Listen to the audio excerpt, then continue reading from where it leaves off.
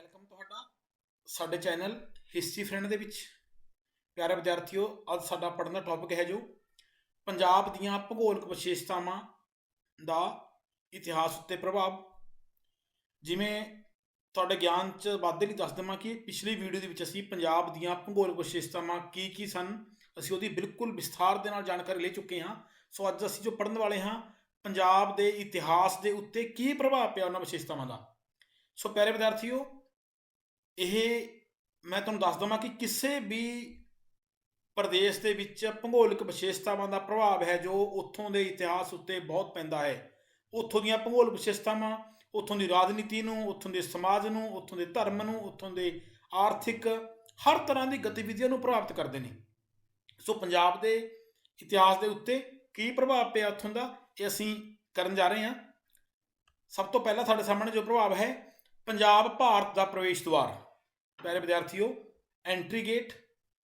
ਜਿਵੇਂ ਕਿ ਤੁਹਾਨੂੰ ਇਹ ਗੱਲ ਦੱਸ ਦਈਏ ਕਿ ਇਹ ਨਾਰਥ ਹੈ, ਇਹ ਸਾਊਥ ਹੈ, ਇਹ ਈਸਟ ਹੈ ਔਰ ਇਹ ਵੈਸਟ ਹੈ। ਇਹ ਭਾਰਤ ਸਾਡੇ ਸਾਹਮਣੇ ਹੈ ਤੇ ਭਾਰਤ ਦੇ ਵਿੱਚ ਜਿੰਨੇ ਵੀ ਹਮਲਾਵਰ ਆਏ ਪਿਆਰੇ ਵਿਦਿਆਰਥੀ, ਉਹ ਹਮਲਾਵਰ ਜਿਹੜੇ ਹੈਗੇ ਨੇ ਉਹ ਇੱਥੋਂ ਦੀ ਆਏ ਨੇ। ਅਸੀਂ ਵਿਸਥਾਰ ਦੇ ਨਾਲ ਹੋਰ ਵੀ ਜਾਣਾਂਗੇ। ਤੇ ਸਾਡੇ ਸਾਹਮਣੇ ਇੱਕ ਆਇਆ ਹੈ ਵਾਸਕੋ ਡ ਗਾਮਾ, ਪਹਿਲਾ ਯੂਰਪੀ ਪੁਰਤਗਾਲੀ ਸੀ ਜੋ ਕਿ 1498 ਈਸਵੀ ਦੇ ਵਿੱਚ ਸਮੁੰਦਰ ਦੇ ਰਸਤੇ ਰਾਹੀਂ ਕਲਕੱਤੇ ਆਏ ਸੀ।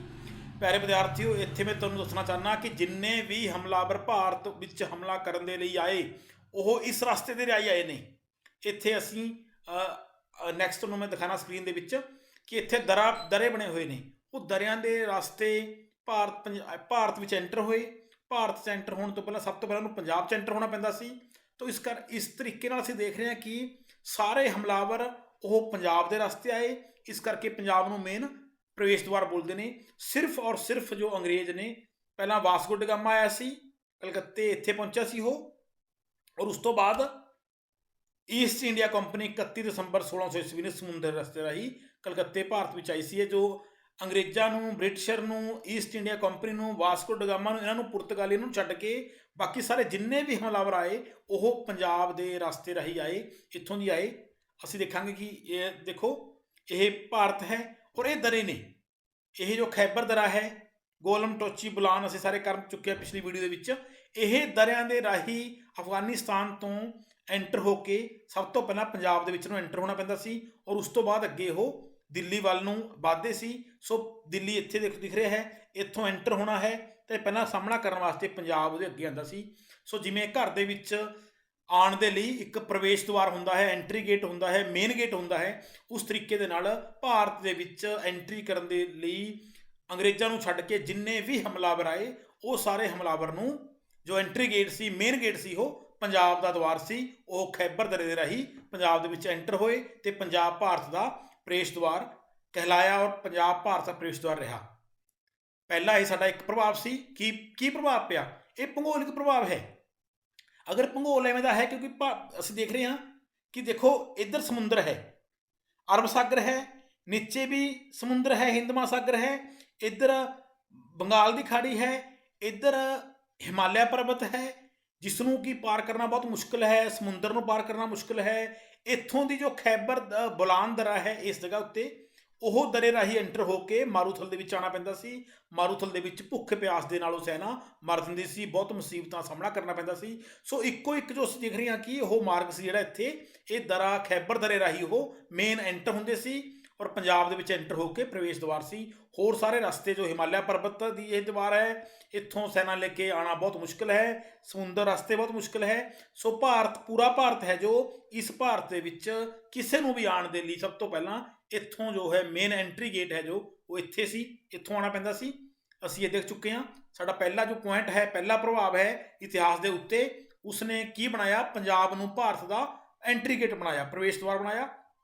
ਸੈਕੰਡ ਪ੍ਰਭਾਵ ਕੀ ਹੈ? ਅਸੀਂ ਸਾਰੇ ਦਰੇ ਦੇਖਾਂਗੇ। ਇਹ ਦਰੇ ਸਾਡੇ ਸਾਹਮਣੇ ਨੇ, ਇਹ ਦਰਿਆਂ ਦੇ ਰਾਹੀਂ ਪੰਜਾਬ 'ਚ ਐਂਟਰ ਹੋਏ ਨੇ। ਸੈਕੰਡ ਪ੍ਰਭਾਵ ਹੈਗਾ ਹੈ ਪੰਜਾਬ ਉੱਤਰ ਵੱਲੋਂ ਕੁਦਰਤੀ ਰੱਖਿਆ। ਪੰਜਾਬ ਦੀ ਉੱਤਰ ਵੱਲੋਂ ਜੋ ਕੁਦਰਤੀ ਰੱਖਿਆ ਸੀ, ਇਹ ਸਾਡੇ ਸਾਹਮਣੇ ਪੰਜਾਬ ਹੈ ਜੋ ਇਹ ਬਣਾਇਆ ਹੋਇਆ ਸੀ। ਇਹ ਪੰਜਾਬ ਨੂੰ ਭਾਰਤ ਦੇ ਵਿੱਚ ਦਿਖਾਇਆ ਗਿਆ ਹੈ। ਇਹ ਉੱਤਰ ਦੇ ਵਿੱਚੋਂ ਇਹ ਜੋ ਹੈ ਹਿਮਾਲਿਆ ਪਰਬਤ ਹੈ, ਉੱਤਰ ਦੇ ਦਿਸ਼ਾ ਦੇ ਵਿੱਚੋਂ ਕਿਸੇ ਵੀ ਹਮਲਾਵਰ ਦਾ ਆਣਾ ਪੋਸੀਬਲ ਨਹੀਂ ਸੀ। ਕੋਈ ਵੀ ਹਮਲਾਵਰ ਨਹੀਂ ਆਇਆ ਇੱਥੋਂ ਦੀ, ਕਿਉਂਕਿ ਇਹ ਪਹਾੜ ਜਿਹੜੇ ਨੇ ਇਹਨਾਂ ਦੀ ਉਚਾਈ ਬਹੁਤ ਉੱਚੀ ਹੈ, ਸਾਰਾ ਸਾਲ ਇਹ ਬਰਫ਼ ਨਾਲ ਢਕੇ ਰਹਿੰਦੇ ਨੇ। ਇੱਥੋਂ ਜੋ ਲੰਘਣਾ ਤਾਂ ਪੰਜਾਬ ਨੂੰ ਕੁਦਰਤੀ ਇੱਕ ਜੋ ਹੈ ਸਿਕਿਉਰਿਟੀ, ਕੁਦਰਤੀ ਰੱਖਿਆ ਮਿਲੀ ਹੋਈ ਹੈ ਉੱਤਰ ਦੇ ਵੱਲੋਂ। ਇਹ ਇੱਕ ਭੂਗੋਲਿਕ ਵਿਸ਼ੇਸ਼ਤਾ ਹੈ ਪੰਜਾਬ ਦੀ। ਸੋ ਅਸੀਂ ਤੁਹਾਡੀ ਨੌਲੇਜ ਵਿੱਚ ਵਾਧਾ ਕਰਨ ਦੇ ਲਈ ਇੱਥੇ ਹਿਮਾਲਿਆ ਪਰਬਤ, ਇਹ ਸੁਲੇਮਾਨ ਦੀਆਂ ਪਹਾੜੀਆਂ ਨੇ, ਇਹ ਔਰ ਇਹ ਕਿਰਥਾਰ ਦੀਆਂ ਪਹਾੜੀਆਂ ਨੇ। ਪਿਛਲੀ ਜੋ ਵੀਡੀਓ ਅਸੀਂ ਇਸ ਦੇ ਲੈਸਨ ਦੀ ਬਣਾਈ ਹੈ ਉਹਦੇ ਵਿੱਚ ਬਹੁਤ ਹੀ ਵਿਸਥਾਰ ਦੇ ਵਿੱਚ ਮੈਂ ਜਾਣਕਾਰੀ ਦਿੱਤੀ ਹੈ ਪਿਆਰੇ ਵਿਦਿਆਰਥੀਓ। ਸੋ ਦੂਸਰਾ ਜੋ ਪ੍ਰਭਾਵ ਇਤਿਹਾਸ ਉੱਪਰ ਪਿਆ ਹੈ, ਰਾਜਨੀਤੀ ਉੱਤੇ ਪਿਆ ਹੈ ਭੂਗੋਲ ਦਾ, ਉਹ ਕੀ ਪਿਆ ਹੈ? ਪੰਜਾਬ ਦੀ ਉੱਤਰ ਵੱਲੋਂ ਕੁਦਰਤੀ ਰੱਖਿਆ। ਕੁਦਰਤ ਨੇ ਉੱਤਰ ਵੱਲੋਂ ਖੁਦ ਇਹ ਰੱਖਿਆ ਕੀਤੀ ਹੋਈ ਹੈ ਹਿਮਾਲਿਆ ਪਰਬਤ ਦੇ ਰੂਪ ਦੇ ਵਿੱਚ। ਤੀਸਰਾ ਪੁਆਇੰਟ ਸਾਡੇ ਸਾਹਮਣੇ ਹੈ, ਪੰਜਾਬ ਦਾ ਮੈਦਾਨੀ ਖੇਤਰ ਵਿਦੇਸ਼ੀਆਂ ਲਈ ਆਕਰਸ਼ਣ ਦਾ ਕੇਂਦਰ। ਹਾਂਜੀ ਪਿਆਰੇ ਵਿਦਿਆਰਥੀਓ, ਇਹ ਸਾਰਾ ਦੇਖੋ, ਇੱਥੋਂ ਅੰਮ੍ਰਿਤਸਰ, ਗੁਰਦਾਸਪੁਰ, ਸਿਆਲਕੋਟ, ਲਾਹੌਰ, ਇਹ ਸਾਰਾ ਇੱਕ ਵਾਰੀ ਪ੍ਰਦੇਸ਼ ਹੈ ਜੋ ਮੈਦਾਨੀ ਖੇਤਰ ਹੈ। ਪਿਛਲੀ ਵੀਡੀਓ ਦੇ ਵਿੱਚ ਮੈਂ ਤੁਹਾਨੂੰ ਦੱਸਿਆ ਸੀ ਕਿ ਹਿਮਾਲਿਆ ਪਰਬਤ ਦੇ ਕਰਕੇ, ਉੱਥੋਂ ਵਗਣ ਵਾਲੀਆਂ ਨਦੀਆਂ ਦੇ ਕਰਕੇ, ਇੱਥੇ ਜੋ 5 ਦਰਿਆ ਵਗਦੇ ਨੇ, ਉਹ 5 ਦਰਿਆਵਾਂ ਦੇ ਕਰਕੇ ਇੱਥੋਂ ਦੀ ਭੂਮੀ ਬਹੁਤ ਉਪਜਾਊ ਹੈ। ਇੱਥੋਂ ਬਹੁਤ ਜ਼ਿਆਦਾ ਇੱਥੋਂ ਦੇ ਲੋਕਾਂ ਦਾ ਉਹ ਭੂਮੀ ਉਪਜਾਊ ਹੋਣ ਕਰਕੇ ਲੋਕਾਂ ਦੇ ਵਿੱਚ ਖੁਸ਼ਹਾਲੀ ਹੈ। ਸੋ ਇਹ ਖੁਸ਼ਹਾਲੀ ਦੇ ਕਰਕੇ ਵਿਦੇਸ਼ੀਆਂ ਦੇ ਖਿੱਚ ਦਾ ਕੇਂਦਰ ਰਿਹਾ। ਜਿਵੇਂ ਪਹਿਲਾਂ ਵੀ ਤੁਹਾਨੂੰ ਦੱਸਿਆ ਹੈ ਮੈਂ, ਜੋ ਦਰੇ ਨੇ ਇੱਥੋਂ, ਜੋ ਖੈਬਰ ਦਰਾ ਹੈ, ਪਿੱਛੇ ਅਸੀਂ ਦਰੇ ਦੀ ਗੱਲ ਕੀਤੀ ਸੀ, ਖੈਬਰ ਦਰੇ ਦੇ ਰਾਹੀਂ ਐਂਟਰ ਹੁੰਦੇ ਸੀ ਵਿਦੇਸ਼ੀ ਹਮਲਾਵਰ, ਤੇ ਉਹ ਪਹਿਲਾਂ ਪੰਜਾਬ 'ਚ ਆਉਂਦੇ ਸੀ। ਉਹਦਾ ਖਿੱਚ ਦਾ ਕਾਰਨ ਇਹ ਪੰਜਾਬ ਰਹਿੰਦਾ ਸੀ। ਕੁਛ ਹਮਲਾਵਰ ਬੁਲਾਨ ਦੇ ਦਰੇ ਰਾਹੀਂ, ਸਿੰਧ ਦੇ ਮਾਰੂਥਲ ਰਾਹੀਂ ਆਏ ਨੇ, ਤਾਂ ਉਹਨਾਂ ਨੂੰ ਸਮੱਸਿਆ ਸਾਹਮਣਾ ਕਰਨਾ ਪਿਆ। ਸੋ ਪੰਜਾਬ ਦਾ ਜੋ ਮੈਦਾਨੀ ਭਾਗ ਹੈ, ਇਹ ਵਿਸ਼ਵ ਦੇ ਸਭ ਤੋਂ ਵੱਧ ਉਪਜਾਊ ਖੇਤਰਾਂ ਵਿੱਚੋਂ ਮੰਨਿਆ ਜਾਂਦਾ ਹੈ। ਔਰ ਇਸ ਦੀ ਇਹ ਮਿੱਟੀ ਦੀ ਖੁਸ਼ਬੂ ਕਰਕੇ, ਇਹ ਮਿੱਟੀ ਦੀ ਉਪਜਾਊ ਸ਼ਕਤੀ ਕਰਕੇ, ਲੋਕਾਂ ਦਾ ਖੁਸ਼ਹਾਲ ਹੋਣਾ, ਲੋਕਾਂ ਦਾ ਅਮੀਰ ਹੋਣਾ, ਲੋਕਾਂ ਦਾ ਧਨੀ ਹੋਣਾ, ਇਹ ਜੋ ਖਿੱਚ ਹੈ ਇਹ ਵਿਦੇਸ਼ੀਆਂ ਦੇ ਲਈ ਆਕਰਸ਼ਣ ਦਾ ਕੇਂਦਰ ਰਹੀ। ਸੋ ਪੰਜਾਬ ਦੀ ਜੋ ਭੂਗੋਲਿਕ ਅਵਸਥਾ ਹੈ, ਇਹ ਮੈਦਾਨੀ ਉਪਜਾਊ ਭਾਗ ਨੇ, ਇਹਨਾਂ ਨੇ ਵਿਦੇਸ਼ੀਆਂ ਨੂੰ ਖਿੱਚ ਰੱਖੀ, ਖਿੱਚ ਦਾ ਕੇਂਦਰ ਬਣੀ। ਸੋ ਤੀਸਰਾ ਸੀ ਜੋ ਇਹ ਪ੍ਰਭਾਵ ਦੇਖਿਆ ਹੈ। ਚੌਥਾ ਪ੍ਰਭਾਵ ਸਾਡੇ ਸਾਹਮਣੇ ਹੈ, ਪੰਜਾਬ ਭਾਰਤੀ ਇਤਿਹਾਸ ਦੇ ਮੁੱਢਲੇ ਅਤੇ ਨਿਰਣਾਇਕ ਯੁੱਧਾਂ ਦਾ ਖੇਤਰ। ਭਾਰਤ ਦੇ ਇਤਿਹਾਸ ਨੂੰ ਅਗਰ ਅਸੀਂ ਜਾਣਾਂਗੇ ਤਾਂ ਪੰਜਾਬ ਦੀ ਧਰਤੀ ਐਸੀ ਹੈ ਜਿੱਥੇ ਪੰਜਾਬ ਦੇ ਮੁੱਢਲੇ ਸ਼ੁਰੂ ਵਾਲੇ ਜੋ ਨਿਰਣਾਇਕ ਯੁੱਧ ਹੋਏ ਨੇ, ਉਹਦਾ ਜੋ ਰਣ ਭੂਮੀ ਹੈ, ਉਹ ਖੇਤਰ ਹੈ ਜੋ ਪੰਜਾਬ ਬਣਿਆ ਹੈ। ਉਹਦਾ ਕਾਰਨ ਅਸੀਂ ਪਿੱਛੇ ਦੱਸ ਚੁੱਕੇ ਹਾਂ ਕਿ ਇਹ ਕਾਰਨ ਉਹੀ ਸੀ ਕਿ ਸਮੁੰਦਰ ਦੇ ਰਸਤੇ ਰਾਹੀਂ ਔਰ ਹਿਮਾਲਿਆ ਦੇ ਰਸਤੇ ਰਾਹੀਂ ਕਿਸੇ ਲਈ ਵੀ ਆਪਣੀ ਸੈਨਾ ਲੈ ਕੇ ਆਉਣਾ ਬਹੁਤ ਮੁਸ਼ਕਿਲ ਸੀ। ਸੋ ਦਿੱਲੀ, ਇੱਥੇ ਅਸੀਂ ਦਿੱਲੀ ਦਿਖਾਈ ਹੈ। ਸੋ ਦਿੱਲੀ ਤੋਂ, ਇੱਥੋਂ ਜੋ ਕੋਈ ਖੈਬਰ ਦਰਾ ਪਾਰ ਕਰਕੇ ਇੱਥੇ ਆਉਂਦਾ ਸੀ ਹਮਲਾਵਰ, ਤਾਂ ਦਿੱਲੀ ਤੋਂ ਸੈਨਾ ਚੱਲਦੀ ਸੀ ਤਾਂ ਪੰਜਾਬ ਦੇ ਵਿੱਚ ਕਿਤੇ ਨਾ ਕਿਤੇ ਉਹਨੂੰ ਰੋਕਿਆ ਜਾਂਦਾ ਸੀ। ਅਸੀਂ ਦੇਖਦੇ ਹਾਂ ਵੀ ਕਿਹੜੀਆਂ ਲੜਾਈਆਂ ਮਹੱਤਵਪੂਰਨ ਹੋਈਆਂ ਨੇ ਸਾਡੇ ਸਾਹਮਣੇ। ਸਿਕੰਦਰ ਅਤੇ ਪੋਰਸ ਦੀ ਲੜਾਈ 326 ਈਸਵੀ ਪੂਰਵ। ਵਿਦਿਆਰਥੀਓ, ਤੁਹਾਨੂੰ ਪਿਛਲੀ ਵੀਡੀਓ ਵਿੱਚ ਦੱਸਿਆ ਸੀ ਮੈਨੇ ਕਿ ਸਿਕੰਦਰ ਯੂਨਾਨ ਦਾ ਰਹਿਣ ਵਾਲਾ ਸੀ, ਗ੍ਰੀਕ ਸੀ, ਇੱਕ ਮਕਦੂਨੀਆ ਤੋਂ ਚੱਲਿਆ ਸੀ, ਔਰ ਇਹ ਬਹੁਤ ਬਹਾਦਰ ਮਹਾਨ ਸਿਕੰਦਰ ਦੇ ਨਾਮ ਇਤਿਹਾਸ ਨੂੰ ਯਾਦ ਕਰਦਾ ਹੈ। ਸੋ ਇਹ 326 ਈਸਵੀ ਪੂਰਵ ਵਿੱਚ ਪੰਜਾਬ ਦੇ ਵਿੱਚ ਆਇਆ ਸੀ ਔਰ ਪੰਜਾਬ ਦੇ ਵਿੱਚ ਪੋਰਸ ਨਾਲ ਲੜਾਈ ਕੀਤੀ। ਔਰ ਦੂਸਰਾ ਹੈ ਚੰਦਰਗੁਪਤ ਮੌਰਿਆ ਦੀ ਵਿਜੇ ਯਾਤਰਾ ਦੀ ਸ਼ੁਰੂਆਤ। ਚੰਦਰਗੁਪਤ ਮੌਰਿਆ ਵੰਸ਼ ਦਾ ਸੰਸਥਾਪਕ, ਉਸਨੇ ਵੀ ਆਪਣੀ ਜੋ ਵਿਜੇ ਯਾਤਰਾ ਸੀ ਉਹ ਪੰਜਾਬ ਦੀ ਧਰਤੀ ਤੋਂ ਆਰੰਭ ਕੀਤੀ। ਪ੍ਰਿਥਵੀ ਰਾਜ ਚੌਹਾਨ ਅਤੇ ਮੁਹੰਮਦ ਗੌਰੀ ਦੇ ਵਿਚਕਾਰ 2 ਲੜਾਈਆਂ ਹੋਈਆਂ। ਉਹ 1191 ਤੇ 1192 ਤਰਾਇਣ ਦੀ ਲੜਾਈ, ਅਸੀਂ ਉਹ ਵਿਦਿਆਰਥੀ ਸਾਰੇ ਜਾਣਦੇ ਹੋਣਗੇ। 1191 ਦੇ ਵਿੱਚ ਪ੍ਰਿਥਵੀ ਰਾਜ ਚੌਹਾਨ ਜਿੱਤ ਗਿਆ ਸੀ, ਮੁਹੰਮਦ ਗੌਰੀ ਹਾਰ ਗਿਆ ਸੀ, ਔਰ 1192 ਦੇ ਵਿੱਚ ਮੁਹੰਮਦ ਗੌਰੀ ਜਿੱਤ ਗਿਆ ਸੀ, ਪ੍ਰਿਥਵੀ ਰਾਜ ਚੌਹਾਨ ਹਾਰ ਗਿਆ ਸੀ, ਔਰ ਯੁੱਧ ਖੇਤਰ ਦੇ ਵਿੱਚ ਇਹ ਮਾਰਿਆ ਗਿਆ ਸੀ। ਸੋ ਇਸ ਦੇ ਨਾਲ ਕੀ ਹੋਇਆ, ਭਾਰਤ ਦੇ ਉੱਪਰ ਜੋ ਮੁਸਲਮਾਨਾਂ ਦਾ ਰਾਜ ਹੈ ਜੋ ਉਹ ਸਥਾਪਿਤ ਹੋ ਗਿਆ ਸੀ 1192 ਮੁਹੰਮਦ ਗੌਰੀ ਦੀ ਜਿੱਤਣ ਦੇ ਨਾਲ। ਸੋ ਇਸ ਤਰੀਕੇ ਨਾਲ ਬਹੁਤ ਹੀ ਨਿਰਣਾਇਕ ਲੜਾਈਆਂ ਜਿਹੜੀਆਂ ਉਹ ਭਾਰਤ ਦੇ ਸਥਾਨ ਦੇ, ਪੰਜਾਬ ਦੇ ਸਥਾਨ ਦੇ ਉੱਤੇ ਉਹ ਲੜੀਆਂ ਗਈਆਂ। ਸਾਡੇ ਸਾਹਮਣੇ ਅੱਗੇ ਚੌਥਾ ਪੁਆਇੰਟ ਹੈ, ਬਾਬਰ ਅਤੇ ਇਬਰਾਹਿਮ ਲੋਧੀ ਦੇ ਵਿਚਕਾਰ ਪਾਣੀਪਤ ਦੀਆਂ 3 ਲੜਾਈਆਂ ਹੋਈਆਂ ਨੇ। ਪਹਿਲੀ 1526 ਦੇ ਵਿੱਚ, ਦੂਜੀ 1556 ਦੇ ਵਿੱਚ, ਤੀਜੀ 1761 ਦੇ ਵਿੱਚ। ਪਾਣੀਪਤ ਦੀ ਪਹਿਲੀ ਲੜਾਈ ਬਾਬਰ ਅਤੇ ਇਬਰਾਹਿਮ ਲੋਧੀ ਵਿਚਕਾਰ ਬਾਬਰ ਜਿੱਤਿਆ ਸੀ ਔਰ ਬਾਬਰ ਨੇ ਮੁਗਲ ਵੰਸ਼ ਦੀ ਨੀਂਹ ਰੱਖੀ ਸੀ। ਇਹ ਅਕਬਰ ਤੇ ਹੇਮੂ ਦੇ ਵਿਚਕਾਰ ਹੋਈ। ਔਰ ਤੀਜੀ ਲੜਾਈ ਹੈਗੀ ਅਹਿਮਦ ਸ਼ਾਹ ਅਬਦਾਲੀ ਅਤੇ ਮਰਾਠਿਆਂ ਵਿਚਕਾਰ। ਹੁਣੇ ਲੇਟੈਸਟ ਇਸ ਹਮਲੇ ਦੇ ਉੱਪਰ ਅਹਿਮਦ ਸ਼ਾਹ ਅਬਦਾਲੀ ਅਤੇ ਮਰਾਠਿਆਂ ਦਾ ਜੋ ਲੜਾਈ ਹੋਈ ਸੀ ਪਾਣੀਪਤ ਦੇ ਵਿੱਚ 1761 ਦੇ ਵਿੱਚ। ਸੋ ਇਸ ਲੜਾਈ ਦੇ ਉੱਪਰ ਪਾਣੀਪਤ ਨਾਮ ਇੱਕ ਮੂਵੀ ਬਣੀ ਹੈ, ਤੇ ਇਹ ਮੂਵੀ ਵੀ ਵਿਦਿਆਰਥੀਆਂ ਨੂੰ ਆਪਣੇ ਗਿਆਨ 'ਚ ਵਾਧਾ ਕਰਨ ਦੇ ਲਈ ਇਹ ਦੇਖਣੀ ਚਾਹੀਦੀ ਹੈ। ਇਤਿਹਾਸਕ ਮੂਵੀ ਹੈ ਤਾਂ ਕਾਫੀ ਕੁਝ ਸਾਨੂੰ ਜਾਣਕਾਰੀ ਇੱਥੋਂ ਮਿਲੂਗੀ। ਸੋ ਇਹ ਜੋ ਪਾਣੀਪਤ ਹੈ ਉਸ ਸਮੇਂ ਪੰਜਾਬ ਦੀ, ਅੱਜ ਕੱਲ੍ਹ ਇਹ ਹਰਿਆਣਾ ਦਾ ਇੱਕ ਮਹੱਤਵਪੂਰਨ ਸ਼ਹਿਰ ਹੈ, ਉਸ ਸਮੇਂ ਇਹ ਪੰਜਾਬ ਦਾ ਸ਼ਹਿਰ ਸੀ। ਸੋ ਇਸ ਤਰੀਕੇ ਨਾਲ ਜੋ ਅਸੀਂ ਦੇਖ ਰਹੇ ਹਾਂ, ਇਹ 4 ਪੁਆਇੰਟ ਦੇਖੇ ਨੇ, 4 ਬਹੁਤ ਹੀ ਮਹੱਤਵਪੂਰਨ ਲੜਾਈਆਂ ਦੇ ਸਥਾਨ ਜਿਹੜੇ ਹੈਗੇ ਨੇ, ਭਾਰਤ ਦੇ ਨਿਰਣਾਇਕ ਲੜਾਈਆਂ, ਉਹ ਪੰਜਾਬ ਦੇ ਵਿੱਚ ਹੋਈਆਂ। ਸੋ ਇਹ ਚੌਥਾ ਕਾਰਨ ਕੀ ਹੈ? ਪੰਜਾਬ ਦੀ ਭੂਗੋਲਿਕ ਵਿਸ਼ੇਸ਼ਤਾ ਦੇ ਕਰਕੇ ਪੰਜਾਬ ਮੁੱਢਲੇ ਅਤੇ ਨਿਰਣਾਇਕ ਯੁੱਧਾਂ ਦਾ ਖੇਤਰ ਰਿਹਾ। ਇਸ ਤੋਂ ਅੱਗੇ 5ਵਾਂ ਕਾਰਨ ਹੈ ਉੱਤਰ ਪੱਛਮੀ ਸੀਮਾ ਸਮੱਸਿਆ। ਪਿਆਰੇ ਵਿਦਿਆਰਥੀਓ, ਉੱਤਰ ਪੱਛਮ ਦੇ ਵਿੱਚੋਂ ਜਿੱਥੋਂ ਕਿ ਦਰਿਆ ਰਾਹੀਂ ਹਮਲਾਵਰ ਐਂਟਰ ਕਰਦੇ ਸੀ, ਇਹ ਸਮੱਸਿਆ ਰਹੀ ਭਾਰਤ ਦੇ ਲਈ। ਇਹ ਸਮੱਸਿਆ ਕਿਵੇਂ ਰਹੀ? ਇਹਦਾ ਪਹਿਲਾ ਕਾਰਨ ਸੀ ਉੱਤਰ ਪੱਛਮੀ ਦਰਿਆ ਰਾਹੀਂ ਵਿਦੇਸ਼ੀ ਹਮਲਾਵਰਾਂ ਦਾ ਆਉਣਾ। ਅਸੀਂ ਪਿੱਛੇ ਇਹੀ ਤੁਹਾਨੂੰ ਦੱਸਿਆ ਹੈ ਕਿ ਵਿਦੇਸ਼ੀ ਹਮਲਾਵਰ ਸਾਰੇ ਇਹਨਾਂ ਦਰਿਆ ਰਾਹੀਂ ਇੱਥੇ ਆਏ ਨੇ। ਸੋ ਦੂਸਰਾ ਕਾਰਨ ਸੀ ਇੱਥੇ ਰਹਿਣ ਵਾਲੇ ਕਬੀਲਿਆਂ ਦਾ ਸੁਭਾਅ ਲੁੱਟਮਾਰ ਕਰਨਾ। ਬਾਰ-ਬਾਰ ਜਿਵੇਂ ਵਿਦੇਸ਼ੀ ਹਮਲਾਵਰਾਂ ਨੇ ਆਉਣਾ, ਲੁੱਟਮਾਰ ਕਰਨੀ, ਤਾਂ ਉਹਦੇ ਬਾਰ-ਬਾਰ ਲੁੱਟਣ ਦੇ ਨਾਲ ਕੀ ਹੋ ਗਿਆ, ਇਹ ਕਬੀਲੇ ਇੱਥੋਂ ਦੇ ਰਹਿਣ ਵਾਲੇ ਸੀ ਜਿਹੜੇ, ਉਹਨਾਂ ਦਾ ਸੁਭਾਅ ਸੀ ਲੁੱਟਮਾਰ ਕਰਨਾ ਹੋ ਗਿਆ। ਔਰ ਇੱਥੋਂ ਕੁਛ ਉਪਜਾਊ ਭੂਮੀ ਨਾ ਹੋਣ ਕਰਕੇ ਜ਼ਿਆਦਾ ਇਹ ਲੋਕਾਂ ਦਾ ਸੁਭਾਅ ਸੀ ਜਿਹੜਾ ਲੁੱਟਮਾਰ ਕਰਨਾ ਹੋ ਗਿਆ। ਤਾਂ ਉੱਤਰ ਪੱਛਮੀ ਸੀਮਾ ਜਿਹੜੀ ਹੈਗੀ ਸੀ, ਇਹ ਸਭ ਦੇ ਲਈ ਸਮੱਸਿਆ ਦਾ ਹੋ ਰਹੀ।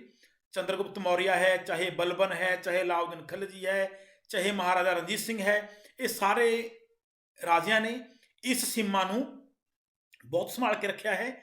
ਜਿਸ ਵੀ ਇਹ ਇਤਿਹਾਸ ਵਿੱਚ ਕਿਹਾ ਜਾਂਦਾ ਹੈ ਕਿ ਜਿਸ ਵੀ ਰਾਜੇ ਨੇ ਦਿੱਲੀ ਦੇ ਵਿੱਚ ਰਾਜ ਕਰਨਾ ਸੀ, ਇੱਥੇ ਰਾਜ ਕਰਨਾ ਸੀ, ਤਾਂ ਉਸ ਨੂੰ ਉੱਤਰ ਪੱਛਮੀ ਸੀਮਾ ਹੈ ਜੋ ਇਹ ਸੁਰੱਖਿਅਤ ਰੱਖਣੀ ਪੈਂਦੀ ਸੀ। ਜਿਸ ਦਾ ਇੱਥੇ ਕੰਟਰੋਲ ਹੁੰਦਾ ਸੀ, ਉਹੀ ਦਿੱਲੀ ਦੇ ਰਾਜਗੱਦੀ ਉੱਤੇ ਬੈਠ ਸਕਦਾ ਸੀ।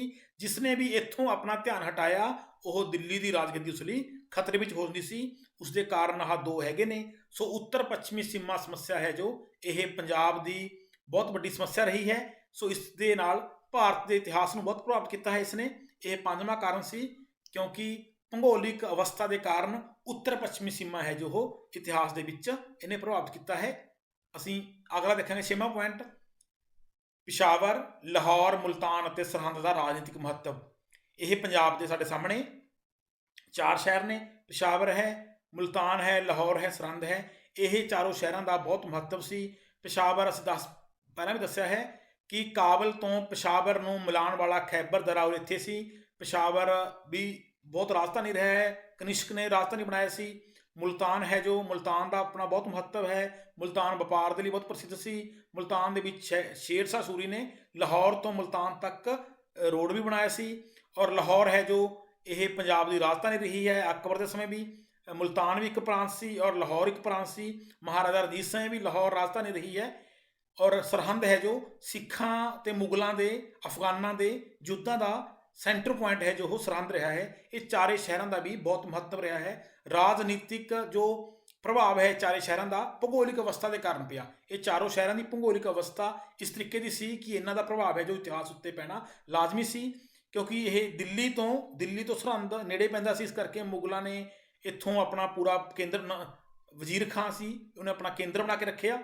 ਸੋ ਇਸ ਤਰੀਕੇ ਨਾਲ ਇਹ ਚਾਰੇ ਸ਼ਹਿਰਾਂ ਦਾ ਪ੍ਰਭਾਵ ਹੈ ਜੋ ਉਹ ਪੰਜਾਬ ਦੇ ਬੜਾ ਮਹੱਤਵਪੂਰਨ ਰਿਹਾ ਹੈ। ਸਾਡਾ ਅਗਲਾ ਪੁਆਇੰਟ ਹੈ 7ਵਾਂ, ਪੰਜਾਬ ਦੀਆਂ ਨਦੀਆਂ ਦਾ ਪ੍ਰਭਾਵ। ਪੰਜਾਬ ਦੇ ਇਤਿਹਾਸ ਦੇ ਨਿਰਮਾਣ ਦੇ ਵਿੱਚ ਨਦੀਆਂ ਨੇ ਬਹੁਤ ਪ੍ਰਭਾਵ ਪਾਇਆ ਹੈ। ਸਾਡੇ ਸਾਹਮਣੇ ਜੇਹਲਮ ਦਰਿਆ। ਪਿਆਰੇ ਵਿਦਿਆਰਥੀਓ, ਮੈਂ ਦੱਸਦਾ ਵੀ ਸ਼ਾਇਦ ਹੀ ਕੋਈ ਬੱਚਾ ਐਸਾ ਹੋਵੇ ਜਿਸ ਨੂੰ ਨਦੀਆਂ ਦੇ ਨਾਮ ਜਾਂ ਨਦੀਆਂ ਦੀ ਲੋਕੇਸ਼ਨ ਨਾ ਪਤਾ ਹੋਵੇ। ਸੋ ਜਿਸ ਨੂੰ ਕੋਈ ਕਿਸੇ ਵੀ ਤਰ੍ਹਾਂ ਦੀ ਸਮੱਸਿਆ ਹੈ ਤਾਂ ਇੱਕ ਵਾਰੀ ਮੈਂ ਦੱਸਦਾ, ਸਿੰਧ ਦਰਿਆ ਹੈ, ਜੇਹਲਮ ਹੈ, ਚਨਾਬ ਹੈ, ਰਾਵੀ ਹੈ, ਬਿਆਸ ਹੈ ਔਰ ਸਤਲੁਜ ਹੈ। ਇਹ ਦੋਨੋਂ ਬਿਆਸ ਔਰ ਸਤਲੁਜ ਇੱਥੇ ਆ ਕੇ ਇਕੱਠੇ ਹੁੰਦੇ ਨੇ। ਹਰੀਕੇ ਪੱਤਨ ਜੋ ਇਹ ਪਲੇਸ ਹੈ, ਹਰੀਕੇ ਪੱਤਨ ਇੱਥੋਂ ਫਿਰ ਸਤਲੁਜ ਦਰਿਆ ਹੈ ਅੱਗੇ ਜਿਹੜਾ ਜਾ ਕੇ ਇਹ ਅੱਗੇ ਚੱਲਦਾ ਹੈ। ਸੋ ਇੱਥੋਂ ਆ ਕੇ ਬਿਆਸ ਦਰਿਆ ਹੈ ਜੋ ਇਹ ਮਰਜ ਹੋ ਜਾਂਦਾ ਹੈ ਸਤਲੁਜ ਦੇ ਵਿੱਚ। ਸੋ ਸਾਡੇ ਸਾਹਮਣੇ ਇਹ 5 ਜਾਂ 6 ਦਰਿਆ ਜਿਹੜੇ ਹੈਗੇ ਨੇ, ਇਹ ਦਰਿਆਵਾਂ ਨੇ ਪ੍ਰਭਾਵ ਬਹੁਤ ਪਾਇਆ ਹੈ। ਪਹਿਲਾ ਪ੍ਰਭਾਵ ਕੀ ਪਾਇਆ ਹੈ? ਸਿਕੰਦਰ ਅਤੇ ਪੋਰਸ ਦੀ ਲੜਾਈ 326 ਈਸਵੀ ਪੂਰਵ ਵਿੱਚ ਜਦੋਂ ਸਿਕੰਦਰ ਨੇ ਹਮਲਾ ਕੀਤਾ ਸੀ, ਤਾਂ ਉਸ ਸਮੇਂ ਬਿਆਸ ਦਰਿਆ ਦੇ ਵਿੱਚ ਹੜ੍ਹ ਆਇਆ ਹੋਇਆ ਸੀ। ਜੋ ਸਿਕੰਦਰ ਸੀ ਇੱਧਰੋਂ ਆਉਂਦਾ ਹੋਇਆ ਸਿੰਧ, ਜੇਹਲਮ, ਚਨਾਬ, ਰਾਵੀ ਸਾਰੇ ਦਰਿਆਵਾਂ ਨੂੰ ਪਾਰ ਕਰਕੇ ਇੱਥੇ ਆ ਕੇ ਉਸਨੇ ਦੇਖਿਆ ਕਿ ਬਿਆਸ ਦਰਿਆ ਦੇ ਵਿੱਚ ਹੜ੍ਹ ਆਇਆ ਹੋਇਆ ਹੈ। ਇਸ ਨੂੰ ਪਾਰ ਕਰਨਾ ਬਹੁਤ ਮੁਸ਼ਕਲ ਸੀ। ਸੋ ਸਿਕੰਦਰ ਹੈ ਜੋ ਉਹ ਭਾਰਤ ਵਿੱਚ, ਜੋ ਪੰਜਾਬ ਦੇ ਵਿੱਚ ਇੱਥੋਂ ਹੀ ਉਸਨੂੰ ਮੁੜਨਾ ਪਿਆ, ਭਾਰਤ ਵਿੱਚ ਅੱਗੇ ਨਾ ਵੱਧ ਸਕਿਆ। ਉਹ ਬਿਆਸ ਦਰਿਆ ਨੇ, ਪੰਜਾਬ ਦੀਆਂ ਨਦੀਆਂ ਨੇ ਸਿਕੰਦਰ ਵਰਗੇ ਮਹਾਨ ਇੱਕ ਬਾਦਸ਼ਾਹ ਦੀ, ਮਹਾਨ ਇੱਕ ਰਾਜਨੀਤਿਕ ਆਗੂ ਦੀ, ਜੋ ਇੱਕ ਜਿੱਤ ਦੀ ਵਿਜੇ ਇੱਕ ਜੋ ਚੱਲਦੀ ਆ ਰਹੀ ਸੀ ਉਸ ਨੂੰ ਰੋਕਿਆ। ਅਗਲਾ ਸਾਡੇ ਸਾਹਮਣੇ ਪੁਆਇੰਟ ਹੈ ਹਮਲਾਵਰਾਂ ਦਾ ਅੱਗੇ ਵਧਣ ਦਾ ਰਾਹ ਨਿਸ਼ਚਿਤ ਹੋਣਾ। ਇਹ ਜੋ ਨਦੀਆਂ ਦੇ ਕਰਕੇ ਹੀ, ਨਦੀਆਂ ਵਿੱਚ ਇਹੋ ਜਿਹੇ ਕੁਝ ਪਲੇਸ ਹੁੰਦੇ ਸੀ ਜਿੱਥੇ ਉਹਨਾਂ ਦਾ ਜੋ ਲੰਘਣ ਦਾ ਉਹ ਸੀ ਉਹ ਬਹੁਤ ਤੰਗ ਹੁੰਦਾ ਸੀ। ਸੋ ਹਰੇਕ ਹਮਲਾਵਰ ਜੋ ਆਉਂਦਾ ਸੀ ਉਹ ਇਹ ਸਰਵੇ ਕਰਦਾ ਸੀ ਕਿ ਕਿਹੜਾ ਇਹੋ ਜਿਹਾ ਪਲੇਸ ਇਸ ਨਦੀ ਉੱਤੇ ਹੈ ਜਿੱਥੇ ਇਸਦਾ ਜੋ ਇਹ ਨਦੀ ਚੌੜੀ ਘੱਟ ਹੈ, ਤਾਂ ਕਿ ਉੱਥੋਂ ਸੈਨਾ ਨੂੰ ਲੰਘਾਉਣਾ ਸੌਖਾ ਹੋਵੇ। ਤਾਂ ਉਹ ਰਾਹ ਨਿਸ਼ਚਿਤ, ਲਗਭਗ ਨਿਸ਼ਚਿਤ ਹੁੰਦਾ ਸੀ। ਤਾਂ ਇਸ ਲਈ ਇਹ ਰਾਹ ਦੇ ਉੱਤੇ, ਇਹ ਰਾਹ ਵੀ ਇੱਕੋ ਸਮੇਂ ਇੱਕੋ ਰਸਤੇ ਰਾਹੀਂ ਉਹ ਸਾਰੇ ਅੱਗੇ ਵੱਧਦੇ ਸੀ। ਇਹ ਪ੍ਰਭਾਵ ਪਾਇਆ। ਅੱਗੇ ਹੈਗਾ ਇਹ ਨਦੀਆਂ ਦੇ ਕਰਕੇ ਧਰਤੀ ਉਪਜਾਊ ਹੋਣਾ। ਉਹ ਧਰਤੀ ਉਪਜਾਊ ਹੋਣ ਦੇ ਕਾਰਨ ਅਸੀਂ ਪਿਛਲੇ ਉਹਦੇ ਵਿੱਚ ਵੀ ਕਰ ਚੁੱਕੇ ਹਾਂ। ਨਦੀਆਂ, ਜ਼ਿਲ੍ਹਿਆਂ ਅਤੇ ਪਰਗਨਿਆਂ ਦੀ ਸੀਮਾ ਬਣਨਾ, ਇਹਨਾਂ ਨਦੀਆਂ ਦੇ ਕਰਕੇ ਹੀ ਅਸੀਂ ਪਿਛਲੀ ਵੀਡੀਓ ਵਿੱਚ ਤੁਹਾਨੂੰ ਦਿਖਾਇਆ ਸੀ ਕਿ ਦੁਆਬਿਆਂ ਦੇ ਵਿੱਚ ਅਕਬਰ ਨੇ ਦੁਆਬੇ ਵੰਡੇ ਸੀ। ਸਿੰਧ ਸਾਗਰ ਦੁਆਬ, ਬਿਸਤ ਦੁਆਬ, ਚੱਜ ਦੁਆਬ, ਅਸੀਂ ਸਾਰੇ ਦੁਆਬਿਆਂ ਦੀ ਗੱਲ ਪਿਛਲੀ ਵੀਡੀਓ ਵਿੱਚ ਕਰ ਚੁੱਕੇ ਹਾਂ। ਸੋ ਕਈ ਵਾਰੀ ਇਹਨਾਂ ਨੂੰ ਜ਼ਿਲ੍ਹਿਆਂ ਦੀ ਸਰਹੱਦ ਜਾਂ ਫਿਰ ਪਰਗਨੇ ਦੀ ਸਰਹੱਦ, ਜਿਵੇਂ ਕਿ ਅਸੀਂ ਜਾਣਦੇ ਹਾਂ ਕਿ 1809 ਦੇ ਵਿੱਚ ਮਹਾਰਾਜਾ ਰਣਜੀਤ ਸਿੰਘ ਅਤੇ ਅੰਗਰੇਜ਼ਾਂ ਦੇ ਵਿਚਕਾਰ ਇੱਕ ਸੰਧੀ ਹੋਈ ਸੀ, ਅੰਮ੍ਰਿਤਸਰ ਦੀ ਸੰਧੀ। ਉਸ ਸੰਧੀ ਦੇ ਅਨੁਸਾਰ ਇਹ ਸਤਲੁਜ ਦਰਿਆ ਹੈ ਜੋ ਇਹ ਅੰਗਰੇਜ਼ਾਂ ਅਤੇ ਲਾਹੌਰ ਰਾਜ ਦੇ ਵਿੱਚ, ਮਹਾਰਾਜਾ ਰਣਜੀਤ ਸਿੰਘ ਦੇ ਰਾਜ ਦੇ ਵਿੱਚ ਇੱਕ ਸਰਹੱਦ ਬਣ ਗਿਆ ਸੀ, ਲਾਹੌਰ ਰਾਜ ਜੋ ਸਤਲੁਜ ਦਰਿਆ ਹੈ। ਸੋ ਇਹਨਾਂ ਦਰਿਆਵਾਂ ਨੇ ਵੀ ਬਹੁਤ ਪ੍ਰਭਾਵ ਪਾਇਆ ਹੈ ਪੰਜਾਬ ਦੇ ਇਤਿਹਾਸ ਦੇ ਵਿੱਚ। ਇਹਨਾਂ ਕਰਕੇ ਬਹੁਤ ਸਾਰੇ ਹਮਲਾਵਰ ਰੁਕੇ ਵੀ ਨੇ। ਇਹਨਾਂ ਨੇ ਸੀਮਾ ਨੂੰ ਨਿਸ਼ਚਿਤ ਕੀਤਾ ਹੈ। ਇਹ ਇਸ ਨਦੀਆਂ ਦੇ ਕਰਕੇ ਧਰਤੀ ਬਹੁਤ ਉਪਜਾਊ ਹੋਈ। ਉਪਜਾਊ ਹੋਣ ਕਰਕੇ ਹਮਲਾਵਰਾਂ ਦੇ ਲਈ ਖਿੱਚ ਦਾ ਕੇਂਦਰ ਬਣੀ ਰਹੀ। 7 ਪੁਆਇੰਟ ਅਸੀਂ ਕਰ ਚੁੱਕੇ ਹਾਂ। ਸਾਡੇ ਸਾਹਮਣੇ 8ਵਾਂ ਪੁਆਇੰਟ ਹੈ ਪੰਜਾਬ ਦੇ ਜੰਗਲਾਂ ਅਤੇ ਪਰਬਤਾਂ ਦਾ ਪ੍ਰਭਾਵ। ਪੰਜਾਬ ਦੇ ਇਤਿਹਾਸ ਦੇ ਉੱਪਰ ਪੰਜਾਬ ਦੇ ਜੰਗਲਾਂ ਅਤੇ ਪਰਬਤਾਂ ਦਾ ਬਹੁਤ ਪ੍ਰਭਾਵ ਪਿਆ। ਇਹਨਾਂ ਜੰਗਲਾਂ ਦੇ ਵਿੱਚ ਪਹਿਲਾ ਅਸੀਂ ਪੁਆਇੰਟ ਦੇਖ ਰਹੇ ਹਾਂ, ਸ਼੍ਰੀ ਗੁਰੂ ਗੋਬਿੰਦ ਸਿੰਘ ਜੀ ਮਾਛੀਵਾੜੇ ਦੇ ਜੰਗਲਾਂ ਦੇ ਵਿੱਚ ਰਹੇ। ਜਿਸ ਸਮੇਂ ਸ਼੍ਰੀ ਗੁਰੂ ਗੋਬਿੰਦ ਸਿੰਘ ਜੀ ਅਨੰਦਪੁਰ ਸਾਹਿਬ, ਉਹਨੂੰ ਕਿਲ੍ਹਾ ਛੱਡਣਾ ਪਿਆ, ਉਹ ਕਿਲ੍ਹੇ ਨੂੰ ਛੱਡਿਆ ਜਿਸ ਸਮੇਂ, ਤਾਂ ਉਸ ਸਮੇਂ ਮਾਛੀਵਾੜੇ ਦੇ ਜੰਗਲਾਂ ਦੇ ਵਿੱਚ ਸ਼ਰਨ ਲਈ, ਮਾਛੀਵਾੜੇ ਜੰਗਲਾਂ ਵਿੱਚ ਹੋ ਕੇ ਉਹ ਅੱਗੇ ਉਹਨਾਂ ਨੇ ਆਪਣੀ ਯਾਤਰਾ ਤੈਅ ਕੀਤੀ। ਉਸ ਤੋਂ ਬਾਅਦ 1716 ਈਸਵੀ ਤੋਂ ਬਾਅਦ ਸਿੱਖਾਂ ਨੇ ਸ਼ਰਨ ਲਈ। 1716 ਇਹ ਬਹੁਤ ਹੀ ਮਹੱਤਵਪੂਰਨ ਸਾਲ ਹੈ। ਇਸ ਸਾਲ ਦੇ ਵਿੱਚ ਬੰਦਾ ਬਹਾਦਰ ਦੀ ਸ਼ਹੀਦੀ ਹੋਈ ਸੀ। ਬੰਦਾ ਬਹਾਦਰ ਦੀ ਸ਼ਹੀਦੀ ਹੋਣ ਤੋਂ ਬਾਅਦ ਸਿੱਖਾਂ ਦੇ ਉੱਤੇ ਬਹੁਤ ਅਤਿਆਚਾਰ ਹੋਣੇ ਸ਼ੁਰੂ ਹੋ ਗਏ ਸੀ। ਮੁਗਲਾਂ ਦੇ ਵੱਲੋਂ, ਅਬਦਸਮੰਦ ਖਾਂ ਦੇ ਵੱਲੋਂ, ਜ਼ਕਰੀਆ ਖਾਂ ਦੇ ਵੱਲੋਂ, ਜਈਆ ਖਾਂ ਦੇ ਵੱਲੋਂ, ਮੀਰ ਮੰਨੂ ਦੇ ਵੱਲੋਂ, ਅਹਿਮਦ ਸ਼ਾਹ ਅਬਦਾਲੀ ਦੇ ਵੱਲੋਂ, ਇਹਨਾਂ ਵੱਲੋਂ ਬਹੁਤ ਸਾਰੇ ਸਿੱਖਾਂ ਦੇ ਉੱਤੇ ਅਤਿਆਚਾਰ ਹੋਏ। ਤਾਂ ਇਸ ਸਮੇਂ ਸਿੱਖਾਂ ਨੇ ਆਪਣੇ ਘਰ-ਬਾਰ ਛੱਡ ਕੇ, ਆਪਣੇ ਪਿੰਡਾਂ ਨੂੰ ਛੱਡ ਕੇ ਜਾ ਕੇ ਇਹਨਾਂ ਜੰਗਲਾਂ ਦੇ ਵਿੱਚ, ਪਰਬਤਾਂ ਵਿੱਚ ਜਾ ਕੇ ਸ਼ਰਨ ਲਈ। ਸਿੱਖਾਂ ਦੀ ਗੁਰਿੱਲਾ ਯੁੱਧ ਪ੍ਰਣਾਲੀ, ਪਿਆਰੇ ਵਿਦਿਆਰਥੀਓ, ਗੁਰਿੱਲਾ ਯੁੱਧ ਪ੍ਰਣਾਲੀ ਇਤਿਹਾਸ ਦੇ ਵਿੱਚ ਬਹੁਤ ਮਹੱਤਵਪੂਰਨ ਇੱਕ ਭਾਗ ਹੈ। ਗੁਰਿੱਲਾ ਯੁੱਧ ਪ੍ਰਣਾਲੀ ਸਿੱਖਾਂ ਦੇ ਬਹੁਤ ਵੱਡਾ ਹਥਿਆਰ ਸੀ, ਕਿਉਂਕਿ ਸਾਹਮਣੇ ਵਾਲੀ ਸੈਨਾ ਬਹੁਤ ਵੱਡੀ, ਬਹੁਤ ਮਜ਼ਬੂਤ ਹੁੰਦੀ ਸੀ। ਸੋ ਸਿੱਖਾਂ ਨੇ ਜੰਗਲਾਂ ਵਿੱਚ ਜਾ ਕੇ ਸ਼ਰਨ ਲਈ ਹੋਈ ਸੀ ਅਤੇ ਉਹ ਆਪਣੇ ਰੋਜੀ ਰੋਟੀ ਦੇ ਲਈ, ਆਪਣੇ ਧਰਮ ਦੀ ਰੱਖਿਆ ਦੇ ਲਈ ਉਹ ਯੁੱਧ ਕਰਨ ਜਾਂਦੇ ਸੀ। ਔਰ ਗੁਰਿੱਲਾ ਯੁੱਧ ਪ੍ਰਣਾਲੀ ਤੋਂ ਸਾਰੇ ਵਿਦਿਆਰਥੀ ਚੰਗੀ ਤਰ੍ਹਾਂ ਜਾਣੂ ਨੇ। 8ਵਾਂ ਪੁਆਇੰਟ ਸਾਡਾ ਹੈਗਾ ਸੀ ਪੰਜਾਬ ਦੇ ਜੰਗਲਾਂ ਅਤੇ ਪਰਬਤਾਂ ਦਾ ਪ੍ਰਭਾਵ। 9ਵਾਂ ਪੁਆਇੰਟ ਹੈ ਪੰਜਾਬ ਉੱਤੇ ਅੰਗਰੇਜ਼ਾਂ ਦਾ ਅਧਿਕਾਰ ਪਿੱਛੋਂ ਹੋਣਾ। ਪਿਆਰੇ ਵਿਦਿਆਰਥੀਓ, ਜਿਵੇਂ ਅਸੀਂ ਪਿੱਛੇ ਦੱਸਿਆ ਹੈ ਤੁਹਾਨੂੰ ਕਿ ਵਾਸਕੋ ਡਗਾਮਾ ਪਹਿਲਾ ਯੂਰਪੀ ਸੀ, ਪੁਰਤਗਾਲੀ ਸੀ। ਪੁਰਤਗਾਲ ਦੇਸ਼ ਸੀ ਇਹਦਾ। ਯੂਰਪ ਇੱਕ ਇਹ ਕੰਟੀਨੈਂਟ ਹੈ, ਮਹਾਂਦੀਪ ਹੈ, ਔਰ ਪੁਰਤਗਾਲ ਦੇਸ਼ ਸੀ ਇਹਦਾ। ਔਰ 1498 ਦੇ ਵਿੱਚ ਸਮੁੰਦਰ ਦੇ ਰਸਤੇ ਰਾਹੀਂ ਭਾਰਤ ਆਇਆ ਸੀ ਇਹ। ਸੋ ਪਹਿਲਾ ਯੂਰਪੀ ਸੀ ਇਹ। ਉਸ ਤੋਂ ਬਾਅਦ ਈਸਟ ਇੰਡੀਆ ਕੰਪਨੀ 31 ਦਸੰਬਰ 1600 ਨੂੰ ਸਮੁੰਦਰ ਰਸਤੇ ਕਲਕੱਤੇ ਇੱਥੇ ਪਹੁੰਚੀ ਆ ਕੇ ਇਸਨੇ ਆਪਣਾ ਵਪਾਰ ਵਧਾਇਆ। ਉਸ ਤੋਂ ਬਾਅਦ ਫਿਰ ਇਸਨੇ 1757 ਵਿੱਚ ਪਲਾਸੀ, 1764 ਵਿੱਚ ਬਕਸਰ ਦੀ ਲੜਾਈ ਕੀਤੀ। ਫਿਰ ਉਸ ਤੋਂ ਬਾਅਦ ਪੰਜਾਬ ਦੇ ਉੱਤੇ 29 ਮਾਰਚ 1849 ਨੂੰ ਅਧਿਕਾਰ ਕੀਤਾ। ਔਰ ਉਸ ਤੋਂ ਬਾਅਦ 1857 ਈਸਵੀ ਦੇ ਵਿਦਰੋਹ ਤੱਕ ਲਗਭਗ ਪੂਰੇ ਭਾਰਤ ਉੱਤੇ ਕਬਜ਼ਾ ਚੁੱਕਿਆ ਸੀ। ਪਿਆਰੇ ਵਿਦਿਆਰਥੀਓ, ਇੱਥੇ ਦੱਸਣਯੋਗ ਹੈ ਕਿ 1857 ਈਸਵੀ ਦਾ ਵਿਦਰੋਹ ਤੱਕ ਪੂਰੇ ਭਾਰਤ 'ਤੇ ਕਬਜ਼ਾ ਹੋ ਗਿਆ ਸੀ ਲਗਭਗ। ਸੋ 29 ਮਾਰਚ 1849 ਨੂੰ ਪੰਜਾਬ ਉੱਤੇ ਅਧਿਕਾਰ ਹੋਇਆ। ਪੰਜਾਬ ਬਿਲਕੁਲ ਅੰਤਿਮ ਲਾਸਟ ਰਾਜਾਂ ਵਿੱਚੋਂ ਸੀ ਜਿਨ੍ਹਾਂ ਉੱਤੇ ਅੰਗਰੇਜ਼ਾਂ ਦਾ ਅਧਿਕਾਰ ਲਾਸਟ ਵਿੱਚ ਹੋਇਆ, ਅਖੀਰ ਵਿੱਚ ਹੋਇਆ। ਸੋ ਉਸ ਦਾ ਕਾਰਨ ਸੀ ਜੋ ਇਹ ਪੰਜਾਬ ਦੀ ਭੂਗੋਲਿਕ ਅਵਸਥਾ ਸੀ, ਕਿਉਂਕਿ ਜੋ ਵਿਦੇਸ਼ੀ ਹਮਲਾਵਰ ਸੀ, ਇਹ ਈਸਟ ਇੰਡੀਆ ਕੰਪਨੀ ਸੀ ਜਾਂ ਬ੍ਰਿਟਿਸ਼ ਰੂਲਰ ਸੀ, ਇਹ ਸਾਰੇ ਕਲਕੱਤੇ ਇੱਥੋਂ ਆਏ ਔਰ ਇੱਥੋਂ ਆ ਕੇ ਇਹਨਾਂ ਨੇ ਹੌਲੀ ਹੌਲੀ ਆਪਣਾ ਅੱਗੇ ਨੂੰ ਰਾਜ ਵਧਾਇਆ। ਔਰ ਪੰਜਾਬ ਇਸ ਤੋਂ ਬਾਅਦ ਸਭ ਤੋਂ ਉੱਪਰ ਸੀ ਇਹ। ਸੋ ਸਾਡੇ ਸਾਹਮਣੇ 9ਵਾਂ ਪੁਆਇੰਟ ਹੈ ਪੰਜਾਬ ਉੱਤੇ ਅੰਗਰੇਜ਼ਾਂ ਦਾ ਅਧਿਕਾਰ ਪਿੱਛੋਂ ਹੋਣਾ, ਲਾਸਟ ਵਿੱਚ ਹੋਣਾ, ਅਖੀਰ ਵਿੱਚ ਹੋਣਾ। ਇਸ ਤੋਂ ਬਾਅਦ ਪਿਆਰੇ ਵਿਦਿਆਰਥੀਓ, ਜੋ ਅਸੀਂ 9 ਪੁਆਇੰਟ ਕੀਤੇ ਨੇ ਉਹ 9 ਦੇ 9 ਪੁਆਇੰਟ ਅਸੀਂ ਦੇਖਾਂਗੇ। ਇਹ ਰਾਜਨੀਤਿਕ ਖੇਤਰ ਵਿੱਚ ਕਿਹੜੇ ਪ੍ਰਭਾਵ ਪਏ ਨੇ, 9 ਅਸੀਂ ਉਹ ਕੀਤੇ ਨੇ ਪਿਆਰੇ ਵਿਦਿਆਰਥੀਓ। ਪਹਿਲਾ ਹੈਗਾ ਹੈ ਪੰਜਾਬ ਭਾਰਤ ਦਾ ਪ੍ਰਵੇਸ਼ ਦੁਆਰ, ਐਂਟਰੀ ਗੇਟ। ਪੰਜਾਬ ਦੀ ਉੱਤਰ ਵੱਲੋਂ ਕੁਦਰਤੀ ਰੱਖਿਆ, 2 ਪੁਆਇੰਟ ਅਸੀਂ ਕਰ ਚੁੱਕੇ ਹਾਂ। ਤੀਜਾ ਔਰ ਚੌਥਾ, ਪੰਜਾਬ ਦਾ ਮੈਦਾਨੀ ਖੇਤਰ ਵਿਦੇਸ਼ੀਆਂ ਲਈ ਆਕਰਸ਼ਣ ਦਾ ਕੇਂਦਰ। ਪੰਜਾਬ ਭਾਰਤੀ ਇਤਿਹਾਸ ਦੇ ਮੁੱਢਲੇ ਅਤੇ ਨਿਰਣਾਇਕ ਯੁੱਧਾਂ ਦਾ ਖੇਤਰ। ਪੰਜਵਾਂ ਤੇ ਛੇਵਾਂ, ਉੱਤਰ ਪੱਛਮੀ ਸੀਮਾ ਦੀ ਸਮੱਸਿਆ। ਛੇਵਾਂ ਹੈ ਪਿਸ਼ਾਵਰ, ਲਾਹੌਰ, ਮੁਲਤਾਨ ਅਤੇ ਸਰਹੰਦ ਦਾ ਰਾਜਨੀਤਿਕ ਮਹੱਤਵ। ਸੱਤਵਾਂ, ਅੱਠਵਾਂ, ਨੌਵਾਂ। ਸੱਤਵਾਂ ਹੈ ਪੰਜਾਬ ਦੀਆਂ ਨਦੀਆਂ ਦਾ ਪ੍ਰਭਾਵ, ਪੰਜਾਬ ਦੇ ਜੰਗਲਾਂ ਅਤੇ ਪਰਬਤਾਂ ਦਾ ਪ੍ਰਭਾਵ, ਪੰਜਾਬ ਉੱਤੇ ਅੰਗਰੇਜ਼ਾਂ ਦਾ ਅਧਿਕਾਰ ਪਿੱਛੋਂ ਹੋਣਾ। ਸੋ ਪਿਆਰੇ ਵਿਦਿਆਰਥੀਓ, ਇਹ ਸਾਡੇ ਸਾਹਮਣੇ ਇਹ ਅਸੀਂ 9 ਪੁਆਇੰਟ ਜੋ ਤੁਹਾਨੂੰ ਮੈਂ ਡਿਟੇਲ 'ਚ ਕਰਵਾਏ ਨੇ, ਇਹ ਤੁਸੀਂ ਇਸ ਦਾ ਸਕਰੀਨਸ਼ਾਟ ਵੀ ਲੈ ਸਕਦੇ ਹੋ ਤਾਂ ਕਿ ਤੁਸੀਂ ਇਹਨੂੰ ਯਾਦ ਕਰਨਾ ਤੁਹਾਡੇ ਲਈ ਸੌਖਾ ਰਹੇ। ਅਸੀਂ ਅੱਗੇ ਦੁਹਰਾਈ ਕਰਾਂਗੇ। ਬਹੁਤ ਹੀ ਧਿਆਨ ਨਾਲ ਕੁਐਸਚਨ ਜੋ ਸੁਣਨੇ ਨੇ, ਦੇਖੋ ਸਾਡੇ ਸਾਹਮਣੇ ਪਹਿਲਾ ਪ੍ਰਸ਼ਨ ਹੈ ਔਰ ਉਸ ਨੂੰ ਧਿਆਨ ਨਾਲ ਉੱਤਰ ਦੇਣਾ ਹੈ। ਪੰਜਾਬ ਨੂੰ ਭਾਰਤ ਦਾ ਡੈਸ਼, ਪੰਜਾਬ ਨੂੰ ਭਾਰਤ ਦਾ ਪ੍ਰਵੇਸ਼ ਕੀ ਕਿਹਾ ਜਾਂਦਾ ਵੀ? ਯੈਸ, ਹਾਂਜੀ, ਦੁਆਰ। ਪੰਜਾਬ ਨੂੰ ਭਾਰਤ ਦਾ ਪ੍ਰਵੇਸ਼ ਦੁਆਰ ਯਾਨੀ ਕਿ ਐਂਟਰੀ ਗੇਟ ਕਿਹਾ ਜਾਂਦਾ ਹੈ। ਦੂਜਾ ਹੈ ਪ੍ਰਸਿੱਧ ਯੂਨਾਨੀ ਮਹਾਨ ਸਿਕੰਦਰ ਨੂੰ ਪੰਜਾਬ ਵਿੱਚ ਡੈਸ਼ ਨਾਲ ਯੁੱਧ ਕਰਨਾ ਪਿਆ। ਹਾਂਜੀ, ਕਿਸ ਨਾਲ ਕਰਨਾ ਪਿਆ ਸੀ? ਪੋਰਸ ਦੇ ਨਾਲ। 1526 ਈਸਵੀ ਵਿੱਚ ਪਾਣੀਪਤ ਦੀ ਪਹਿਲੀ ਲੜਾਈ ਬਾਬਰ ਅਤੇ ਡੈਸ਼ ਵਿਚਕਾਰ ਹੋਈ। ਹਾਂਜੀ, ਇਬਰਾਹਿਮ ਲੋਧੀ ਵੰਸ਼ ਦਾ ਅਖੀਰਲਾ ਰਾਜਾ ਸੀ ਇਹ।